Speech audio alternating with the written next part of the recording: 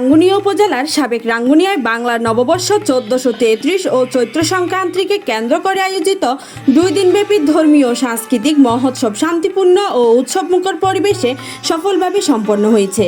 স্থানীয় সাহাপাড়া ছাত্র যুব সমাজ ও এলাকাবাসীর সম্মিলিত উদ্যোগে আয়োজিত এই বর্ণাঢ্য আয়োজনকে ঘিরে পুরো এলাকা জুড়ে বিরাজ করছে আনন্দ, ভক্তি ও উৎসবের আমেজ। গত পহেলা বৈশাখ 15 এপ্রিল 2026 শ্রী শ্রী সমভাব আদিত্যধাম রাধা গোপীনাথ মন্দির প্রাঙ্গণে মঙ্গল প্রদীপ প্রজ্বলন ও গীতাপাঠের মধ্য দিয়ে আনুষ্ঠানিকভাবে উৎসবের সূচনা হয়। দিনব্যাপী চলে ভক্তিমূলক সঙ্গীত, কীর্তন ও মনোমুগ্ধকর সাংস্কৃতিক পরিবেশনা। এতে সঙ্গীত পরিবেশনা করেন টেলিভিশন ও বেতার অঙ্গনের পরিচিত শিল্পী অপু দে ও প্রিয়া চক্রবর্তী।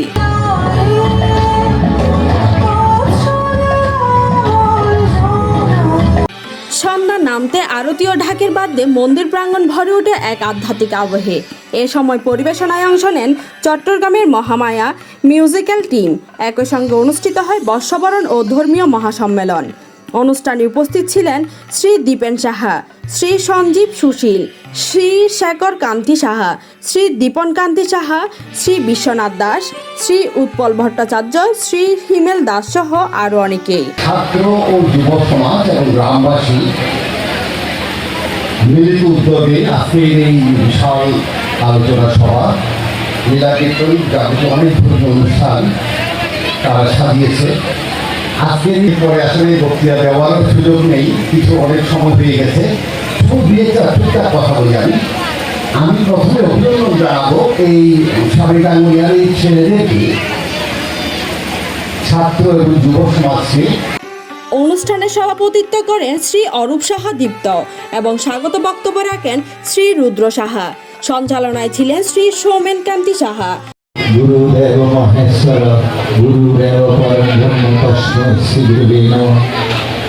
ওম নমঃ শ্রী কৃষ্ণ করুণা সিন্ধু দীন বন্ধু জগৎপতে গোপেশ গোপিকান্ত রাধাকান্ত তেমনি আমরা পানিকে যদি প্রশ্ন করি, হে পানি, তোমার অস্তিত্ব কি?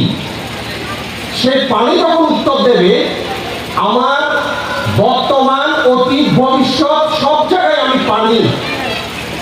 আমাকে সবাই তার নিজের মতো করে ব্যবহার করে। সেটা যখন বোতল করে বাজারে বিক্রি করে তখন কিনে খায়, গঙ্গায় গিয়ে যখন জল, ওই গঙ্গার জলে যখন পবিত্রতা মনে করে ডুব দিই, তখন আমার সমস্ত শরীরের পাপকে বলা হয় ধুয়ে মুছে ফেলে দিয়েছি।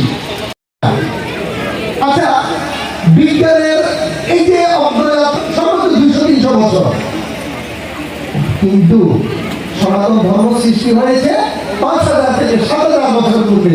তখন থেকে কিন্তু এই কালচারগুলো চলে আসতেছে। তার মানে বুঝেন তৎসময়ে মুনি ঋষিরা কত পরিমাণের ট্যালেন্ট ছিলেন আজকালকে বিজ্ঞানীদের তুলনায়। এগুলোকে বিজ্ঞানীরা যখন সনাতনী কালচারকে যখন রিসার্চ করা শুরু করেছে, যে উলুধ্বনি কেন দেয়, জিব্বাটা না দেয়, একটা উলুধ্বনি দেয় কখন? শুভ কাজে। লীলা কীর্তনের সুরে পুরো এলাকা তখন এক ভক্তিময় পরিবেশে মুখরিত হয়ে ওঠে। এতে অংশ নেন দেশবরেণ্য লীলা কীর্তনিয়া শ্রী সৌরভ সাহা, যার পরিবেশনা দর্শক শ্রোতাদের মুগ্ধ করে। কোন মানুষের খাবার সামনে আছে, ডায়াবেটিস বেশি, খেতে পারে না, আর কেউ খাবার জন্য। দ্বিতীয় দিন দোসরা বৈশাখ 16 এপ্রিল এসো হে বৈশাখ নৃত্যানুষ্ঠানের মাধ্যমে দিনের সূচনা হয়। এরপর স্থানীয় শিল্পীদের পরিবেশনায় চলে মনোমুগ্ধকর সাংস্কৃতিক অনুষ্ঠান। সঙ্গীত পরিবেশন করেন টিম ওম শান্তি ব্যান্ড। দিনভর নাট্যমঞ্চায়ন, পাল্টা কীর্তন ও নানা সাংস্কৃতিক পরিবেশনায় উৎসবটি রূপ নেন এক বিশাল মিলন মেলায়। এতে অংশগ্রহণ করেন দেশবরেণ্য কবিয়াল শ্রী বিকাশ দত্ত ও শ্রী নিরঞ্জন ঘোষ।